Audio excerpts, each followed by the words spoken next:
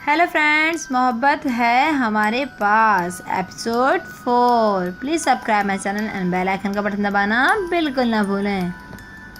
सबीन और शामिन आखिरी पेपर देकर कमरा इम्तिहान से निकली तो इनका सामना जुनैद से हो गया। अस्सलाम वालेकुम गर्ल्स। जुनैद ने इन दोनों को देखते हुए सलाम किया। वालेकुम अस्सलाम। दोनों ने मुस्कुराते हुए जवाब दिया। दोनों का मूड बहुत अच्छा था क्योंकि इन दोनों का पेपर बहुत अच्छा हुआ था। कैसी हैं आप दोनों? A1, शामिन ने मुस्कुराते हुए जवाब दिया। और पेपर कैसा हुआ? वो भी A1, सबीन ने मुस्कुराकर जवाब दिया। That's great. इसका मतलब है कि आपका रिजल्ट भी A1 आएगा इंशाल्लाह, इन दोनों ने दिल से कहा। Very good. अच्छा सबीन, विशाल का पता है आपको कहाँ है? जुनैद ने पूछा। इसका पता? आप मुझसे क्यों पूछ रहे हैं? किसी भी लड़की से पूछ लीजिए, इसकी तो सभी लड़कियों से दोस्ती है सिवाय मेरे, सबीन ने संजीदगी से कहा। ओह, तो आपको इस पर बात का गुस्सा है कि वशी की दोस्ती आपसे क्यों नहीं है? जुनैद ने मुस्कुराते हुए शरीर लहजे में कहा। जी नहीं, इंकशाफन में आपके दोस्त मिस्टर विशाल की दोस्ती की ऑफ़र पहले ही ठुकरा चुकी हूँ। बी का रिजल्ट अजराए फ्लर्ट, तो आप इसके मामले में मुखलिस और संजीदा होना चाहती हैं? जी जी बिल्कुल, मुझे सारी दुनिया में एक आपका दोस्त ही तो मिलना था जिसके लिए मैं मुखलिस और संजीदा होने के लिए तैयार हूँ।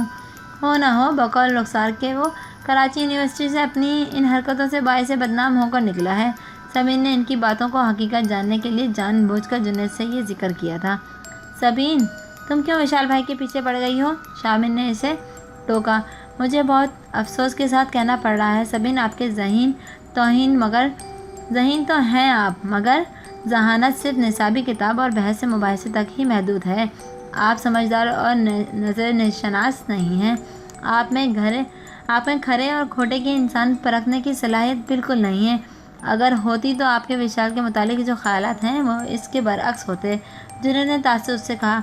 मैं अपने दोस्त की वकालत हरगिज़ नहीं करूँगी, वही कहूँगा जो सच है, और सच ये है कि वो रुखसार ने वशी के मुतालिक आपको जो कुछ बताया है वो सरासर झूठ है, बहतान है।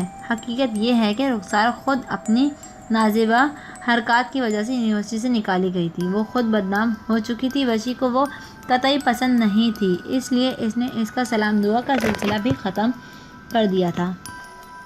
इसी बात का गुस्सा था इसे। वो तो आए दिन नए लड़के के साथ होटलिंग करती दिखाई देती थी। इसके घर वालों ने अपनी बदनामी के डर से इसे यहाँ भेज दिया। यहाँ भी वो वैसी ही है, बस ज़रा मोहतात हो गई है। और वशी तो अपने बिजनेस की वजह से लाहौर आया था। आप इसे फ्लर्ट कहती हैं। आप समझती हैं कि वशी को लड़कियों के बीच रहना अच्छा लगता है, जबकि मामला इसके बरअक्स है। मिस सबीन, मेरा दोस्त वशी 20 बरस कनाडा में रहा है।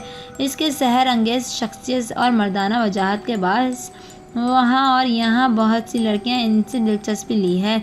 कई ने तो शादी की ऑफ़र कर दी थी, मगर वशी नहीं माना। इसने कभी इखलाकी हुदूद से तजावीज़ नहीं की।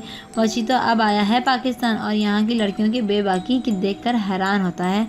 लेकिन जुनैद भाई, ये तो तस्वीर का एक रुख है, सारी लड़कियां तो ऐसी नहीं हैं। दुरुस्त फरमाया आपने। मैं तो वशी को यही बात समझाई थी और इसे ये बात तब तो समझ नहीं आई थी, लेकिन यहाँ आकर मिस सबीन को देखकर समझ आ गई थी। मिस सबीन भी वशी को कनाडा में मिला था। मैंने इकट्ठे MBA किया है और फिर हम यहाँ भी मेरे साथ है। वो लेडी किलर मशहूर कर दिया गया है, तो लड़कियों ने ही इसे ये लक़ब दिया है। इसने कभी किसी लड़की को अपनी शख्सियत या इमारत से मुतासिर करने की कोशिश नहीं की। कि सच तो ये है मिस सबीन कि लड़कियां खुद विशाल की तरह लपकती हैं जैसे शहद पर मक्खियां गिरती हैं। वशी अगर चाहता तो इनके इस बेबाकी की और बेतकल्लुफ़ी से फ़ायदा भी उठा सकता था। वशी जिस माशरे में रहा है वहाँ लड़की और लड़के की दोस्ती एक आम सी बात समझी जाती है। इसलिए जब यहाँ भी लड़कियों ने इसकी जानिब दोस्ती का हाथ बढ़ाया तो इसने इनकार नहीं किया। वो अगर बाकिरदार ना होता तो मिस सबीन तो इसके लिए बहुत ही गंगा है। हाथ धोना कौन सा मुश्किल काम था, मगर आफरीन है इसके बाअस्फ होने पर, मजबूत किरदार का मालिक होने पर कि इसने कभी कोई घटिया हरकत नहीं की। इसने दोस्ती से बढ़कर डिमांड करने वाली लड़कियों को आईना दिखाया और अपना रास्ता अलग कर लिया। मिस सबीन, आपने गालिबन लड़कियों से वशी की सलाम दुआ को या दोस्ती को इसके किरदार की कमज़ोरी और ख़ामी बना दिया। लिहाजा ऐसा नहीं है। जिन लड़कियों का मैंने जिक्र किया है इनमें से अक्सर बकल फैमिलीज़ की लड़कियां होती हैं। बर्गर फैमिलीज़ की लड़कियां होती हैं। कुछ नए नए अमीर होने वालों की, कुछ वो जिनके घरों में तरबियत नाम की कोई चीज़ नहीं होती। ये लड़कियां दरअसल तितलियां होती हैं, फूल फूल मंडलाने वाली लड़कियां। चंद लड़कियां सब लड़कियों की बदनामी का बायस बनती हैं। विशाल ने आपकी खूबसूरती और ज़हानत से मुतासिर होकर आपको दोस्ती की ऑफ़र की, इस ख्याल से कि आप दूसरी लड़कियों की तरह फ़ौरन मान जाएंगी कि आप भी ऐसी जैसी होंगी। लेकिन आपके इनकार ने इस पर गुस्सा करने से, इसे फ्लर्ट करने ने वशी को चौंका दिया। तब इसे एहसास हुआ कि आप दूसरी लड़कियों से काफ़ी मुख्तलिफ हैं। वो सचमुच आपसे प्यार करता है, लेकिन आप फ्लर्ट समझती हैं, जो इसके साथ इतनी सर्द महरी से पेश आती हैं। वो अगर फ्लर्ट भी होता तो भी इसके माहौल का असर समझकर इसकी इस आदत को, खामी को कबूल किया जा सकता था। लेकिन इधर तो मामला ही उलट है मिस सबीन। यहाँ तो लड़कियों ने इसके साथ फ्लर्ट किया है।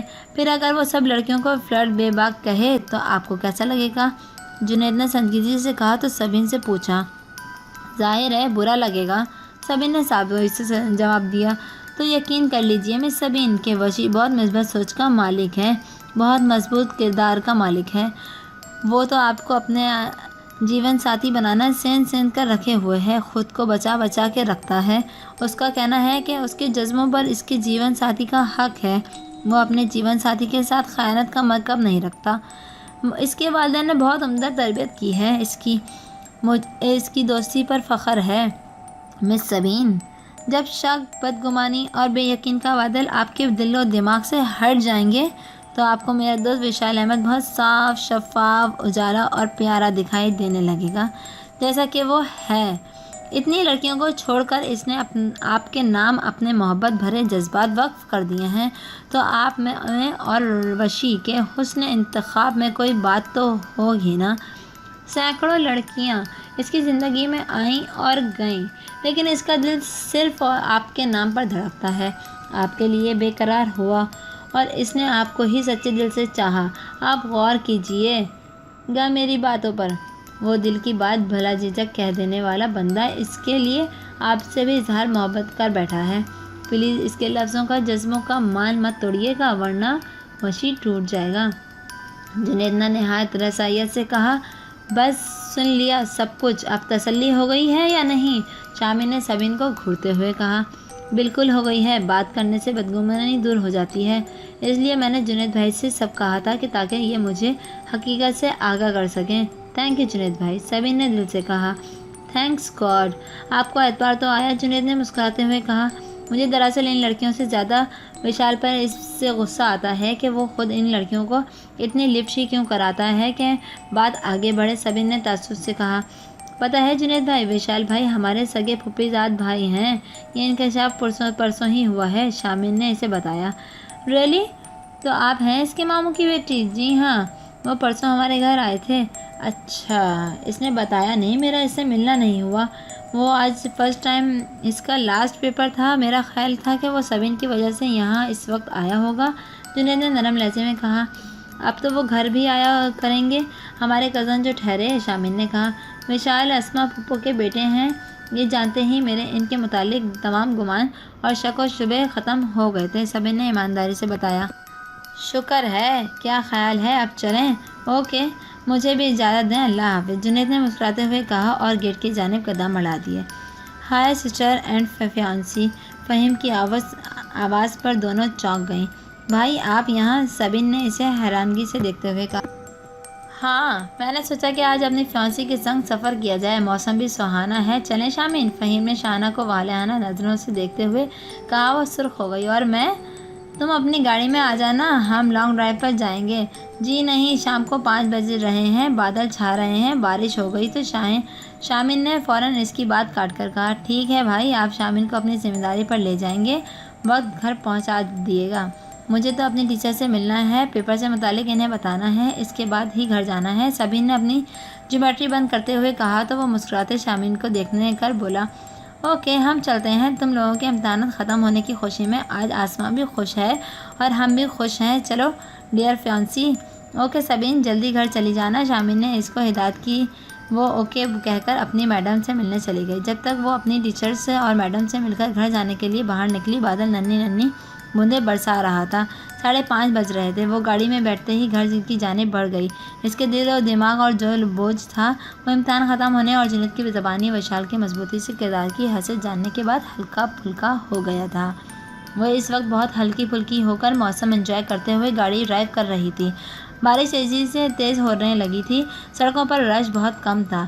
यकायक इसकी गाड़ी के टायर चिरचिराए और गाड़ी को ज़ोर का झटका लगा। समीन ने फ़ौरन गाड़ी साइड पर करते हुए रोक दी। बाहर निकल कर देखा तो टायर पंचर हो गया था। इसको और बारिश शाम में के झिलमिला गए।